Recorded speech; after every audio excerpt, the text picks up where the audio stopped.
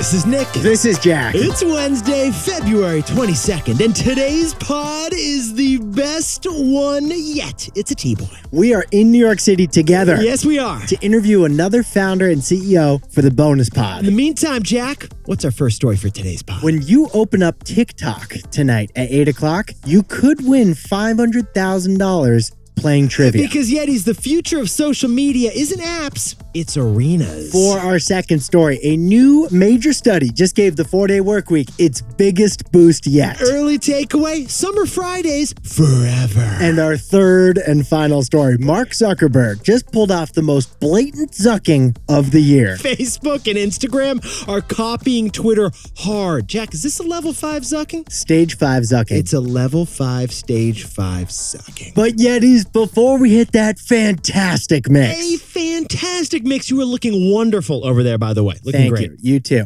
I just touched down this morning in LaGuardia. I just touched down at JFK, although I was jealous of LaGuardia. We just set up a remote studio in New York City. We also just set up our microphones here in New York City. But guess what happened just the other day in New York City? Okay, the first headline Jack and I saw when our planes arrived in New York City, what was it, Jack? Large alligator discovered in Brooklyn. Yeah, we repeat, a 4-foot gator was just yanked out of the Prospect Park pond. Hide your kids. Hide your chicken. Jack, this is the biggest reptile to hit Manhattan since Godzilla. Now, usually, the only gators you see in New York are on handbags. That's a good point, because there's more crocodile at Bloomingdale's than there is at the Bronx And Zoo. the police don't know how the gator got in there. Honestly, they think it may have been someone's pet. But Nick, for me, as you know, this is personal. I was actually worried. I should have given you a trigger warning before we hit this on the Yetis, pod. my mom grew up in Gainesville, Florida. So I grew up a Florida Gators fan. Right. So does this mean, are you like, is this going to be hard? You want to I continue also happen to have recurring nightmares about gators. Okay, so you're having recurring nightmares about gators and Barney the dinosaur, Jack? Something going on here with like cold-blooded animals? I don't have nightmares about Barney. I just find him creepy. Once again, Jack, this is material for your therapist, not material for this podcast. But Yetis, this reminds us of one of our favorite statistics. Jack, we have got to update that statistic you and I love to drop. You are statistically more likely to get bitten by a New Yorker than to get bitten by a shark. But now you're more likely to get bitten by a gator than bitten by a New Yorker. So New Yorkers, stay safe out there. And remember, if you see a gator, see you later. Let's hit our 3 stories. In a while, crocodile. 15 years before this song, 2 boys from the Northeast met in a dorm. They had an idea that caused a cultural storm. It's the best one yet, but the best is a norm. Jack, Nick, that's it. I don't even think they need to practice. 50%, that's a fat tip. T-Boy City on your at-list. If you know, cause we ready to go. We can't wait no more, so just start the show. Start the show.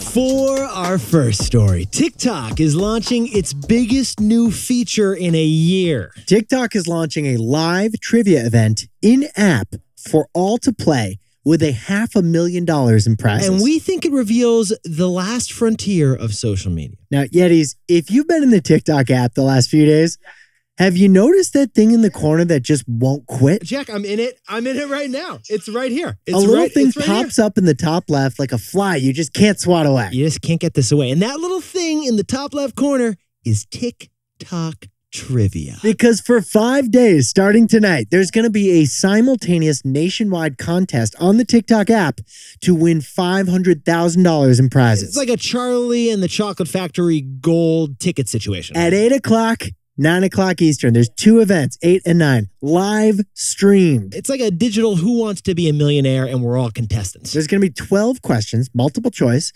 The categories of tonight's trivia is sports, beauty, and music. And what's the little nuance here, Jack? The questions get harder as you go, Regis Philbin style. $64,000 questions, a lot harder than the $1,000 question. Can I put in a personal request here, Jack? Personal request? Okay. Can they do a version of this that's like Legends of the Hidden Temple? Could they bring that back? Okay. Not tonight. Okay. Because tonight's event is actually sponsored by the new Keanu Reeves film, John Wick 4. I was assuming you got nightmares about Nickelodeon shows, so that's why you were saying not tonight.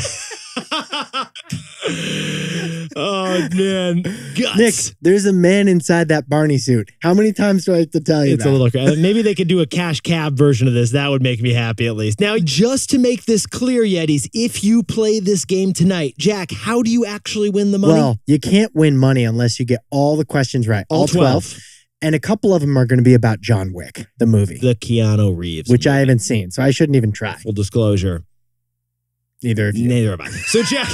Now, Yetis, Jack and I were analyzing this TikTok story, and we realized it's not really a stage 5 zucking. It's really like a throwback zucking. Because TikTok trivia is identical to HQ trivia. HQ trivia. Jack, can you sprinkle on a little historical context Back here? in 2018, this was an app with a live-streamed nationwide cash prize hosted trivia show. It's funny you should say that, Jack, because I would describe TikTok trivia as an in-app live-streamed nationwide cash prize hosted trivia show. Okay, HQ trivia. Back in 2018, this was a huge deal. It was. 2 million people logged into the app at the same time. 2 million. To compete in this trivia event. It hit a peak of relevance. It had quite a little moment, but HQ trivia faded away. Yeah, they lost funding. They had management issues. The app kind of fell apart, and then it shut down a couple of years ago. But TikTok has a built-in audience of 1 billion people. Yeah, TikTok has trivia not as the whole product, but as just one feature in their app. And the fact that they're getting into this reveals something new about social media. Jack, is that your final answer? Lifeline. Always do the lifeline. You got your aunt in the crowd who knows everything about Broadway. Bring up Jack's aunt. So, Jack, what's the takeaway for our buddies over at TikTok? The last frontier of social media is the shared experience. Yetis, today, social media has fragmented our media into millions of super personalized app experiences. Every feed in a social media app is customized for one user, so no two feeds are the same. We each have our own social media reality. But TikTok trivia is the opposite. Right. It's one shared experience for all of America, kind of like an arena. All 100 million US TikTok users can play the same game at the same time. Each user shares the same social media reality. Now, the problem with shared experience in social media is bad targeting. For example, huge fans of Keanu Reeves, but we haven't seen the John Wick movie. So we're not going to win tonight's event. But if TikTok succeeds, we're going to see other shared experiences. Maybe we'll see TikTok live auctions. Maybe Jack will see a TikTok live fashion show. Or a TikTok live debate. Maybe a TikTok live T-Boy podcast. Social media is by definition a personalized experience. TikTok is trying the opposite. TikTok is exploring the last frontier of social media. Shared experiences.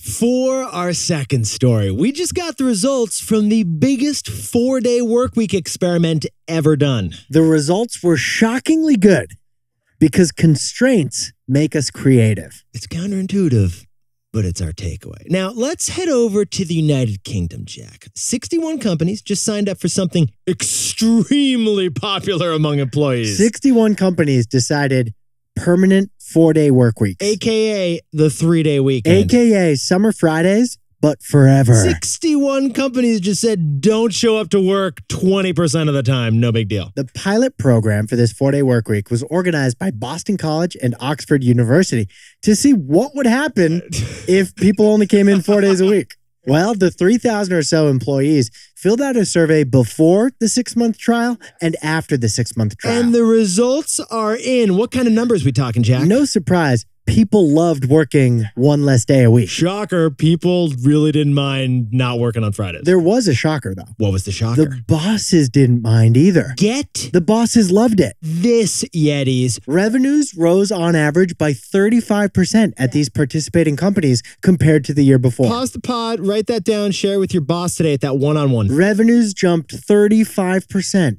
by dropping Fridays from the work calendar. Now, Yetis, here's what Jack and I find fascinating about this story. Financial incentives are the most powerful driver of corporate decisions. And for the first time yet, this study gives the 4-day work week financial justification. Exactly. The 61 companies kept pay at 100%, but they let workers flexibly check in only 80% of the time. Now, workers had to pledge that they would continue performing the same output, but in 4 days instead of 5. And you know what?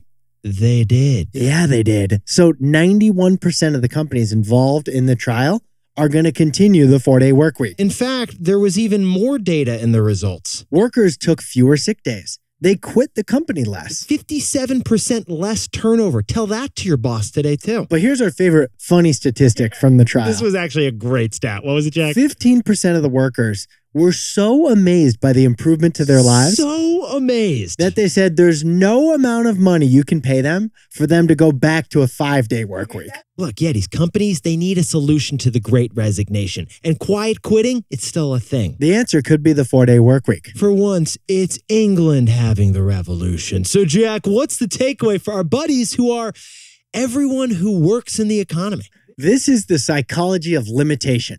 Constraints make us more creative. Yetis, let's go back to a 2019 Harvard Business Review paper that Jack and I love that was titled, Why Constraints Are Good for Innovation. You'd think that if you had an unlimited budget, unlimited time and resources, that's when you do your best work. Where you'd be wrong. False. Too many resources can lead to complacency, to procrastination, to status quoism. It's counterintuitive, but limiting the amount of time and resources you have can improve your focus and your creativity. That is why the best paper you wrote in college was typed the night before it was due, not a month before it was due. And it's why 3,000 British employees were able to do 100% of the work in just 80% of the time. It's all because of the psychology of limitation. Constraints make us more creative. Except this podcast is always going to be 5 days a week. We're not dropping the We're fifth not day, dropping. In no. fact, Jack and I are working on a bonus episode right now. Until the AI chatbots replace us. Now, a word about our sponsor, Robinhood. A lot of Yetis don't realize how much prep work goes into this pod. We spend hours every morning jumping in T-Boy style to earnings reports, CEO tweets, breaking news headlines. Yeah, Jack and I are toggling tabs like you toggled IM convos in 2004. Having 8 tabs open can be stressful. You don't need that, especially when investing. Robinhood offers it all in one app. Whether you want to trade options, ETFs, or stocks through Robinhood Financial, Or you want to buy some Bitcoin on Robinhood Crypto. you can do it all on the Robinhood app. If you're not investing in Robinhood yet, to get started, go to Robinhood.com/Tboy and choose your free stock. That's Robinhood.com/TBOY. Limitations apply. Robinhood Financial LLC, member SIPC. All investments involve risk. By the way, this podcast is not owned or part of Robinhood, and we are not employees of Robinhood. For our third and final story, Facebook and Instagram just announced they will sell you a blue check mark just like Twitter. We don't respect the zucking. No, we don't. We do respect the ID checking, though. Now, Yetis, you know one of the first principles of this podcast is that when you see zucking, you say zucking. Well, over the weekend, a lot of Yetis said zucking. We got so many tweets on this. I'm still responding to these tweets. Well, that's because 4 months ago, Elon Musk took over Twitter and he had an idea for a new revenue stream. Charge money for blue check marks. On Sunday, Mark Zuckerberg announced the same thing. Facebook and Instagram are going to start charging money for blue verified check. It's a classic zucking of Elon's idea. It's a stage 5 zucking. Now, Yetis, let's jump into the numbers here. Twitter is charging you an $8 a month subscription for that verified blue checkmark account. Instagram and Facebook are charging $12 a month. That is a hefty fee. That's almost one Netflix, Jack. Different price, but same principle.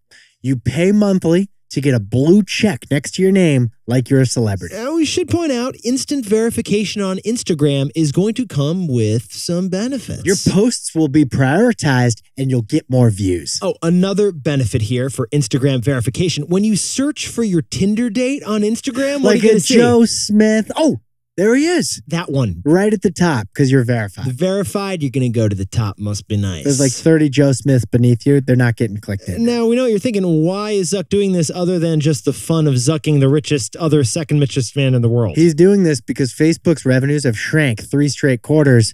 So Zuck's adding a new revenue to make up for it. So, Yetis, this just became another chapter in a long history book that Jack and I have been writing that we call From A to Zucking. A modern history of Mark Zuckerberg not doing anything original. It's a working title. We need to shorten it a bit. Chapter 1, Yeah. Instagram Stories. He copied Snapchat. Chapter 2, Instagram Reels. He copied TikTok. Chapter 3, Facebook Marketplace. He copied Craigslist. Chapter 4, Facebook Dating. He copied Tinder. Even the origin story of Facebook, True. according to that movie, A great movie. was copied from the Winklevi. Now, this new Instagram verification is getting tested in New Zealand and Australia, but there is something novel about it that we haven't seen before. It is actually verification.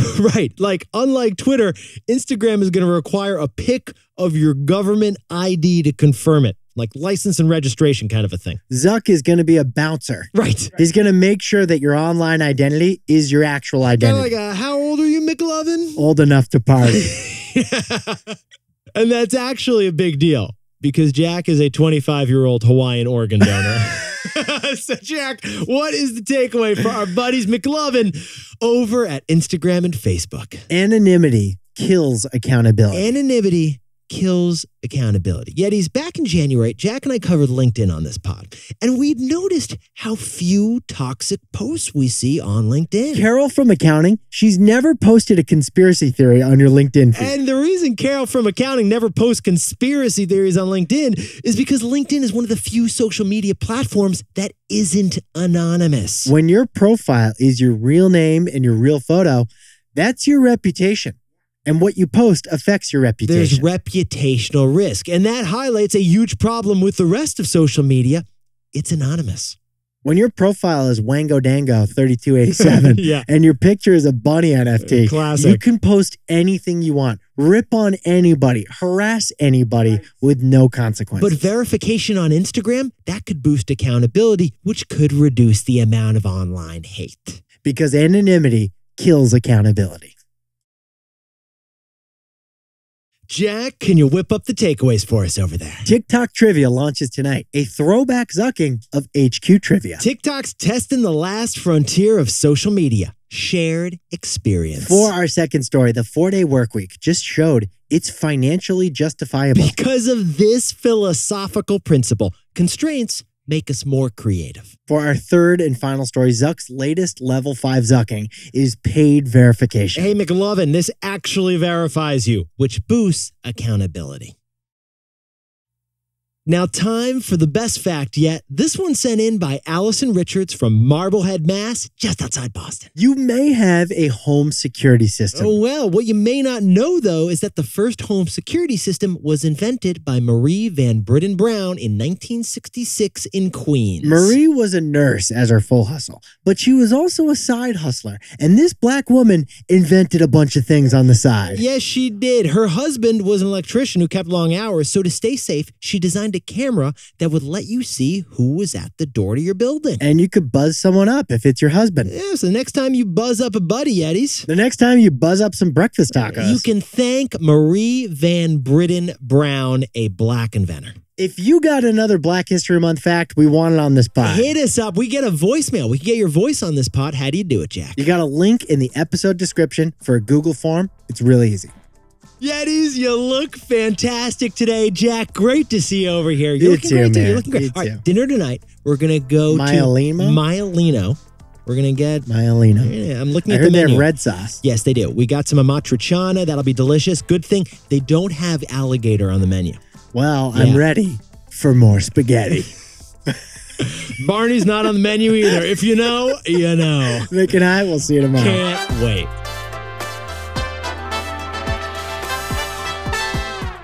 And before we go, happy birthday to Yeti Christina Garzozzi from Guayaquil, Ecuador. And happy 20th birthday to Trevor Monroe in Mesa, Arizona. And Sonia Hugnew is a dinkwad in Bellevue, Nebraska with a birthday. She's a huge dinkwad. And Chanduna Heyre Moat, happy birthday in San Jose, California. Happy 30th birthday to Miro Montiel in New York City. And Jake the pilot Whitney from Kalamazoo, Michigan, happy birthday. Happy birthday. And happy 3-year anniversary to Pedro Carvalho and Maria Gracio in Portugal. And congratulations to Gakche Ergul for joining a new law firm down the street in New York City. And congrats to Randy Geilo, who just launched a new app called Near Me LGBT. And Kelsey Black, legendary Yeti with a bookstore called The Bookborough, is moving to a new permanent space in downtown Pflugerville, Texas. And Kim Smessart, she just hit 20 years teaching marketing over in Milwaukee, Wisconsin. Congrats on 20 years, Kim. Thanks for sharing the pod with your class. This is Jack. I own stock of Netflix, and Nick and I both own stock of Robinhood. Now, a word about our sponsor, Robinhood. A lot of you listen to our show while you're driving. 2 hands on the wheel. Keep it 10 and 2. You might be cruising, Chris. No rush. Stay in the right lane. Or you might be Darlene from Duncan. dotting from lane to lane. Yeah, there are different drivers on the road. There are different investors too. Maybe you're cruising down the long-term lane with stock investing, or maybe you're a more advanced full-speed trader. Well, the Robinhood app helps put you in the driver's seat wherever you're at in your investing journey. If you're not investing on Robinhood yet, to get started, go to Robinhood.com/TBoy and choose your free stock. That's Robinhood.com/TBOY. Limitations apply. Robinhood Financial LLC, member SIPC. All investments involve risk. By the way, this podcast is not owned by or part of Robinhood, and we are not employees of Robinhood.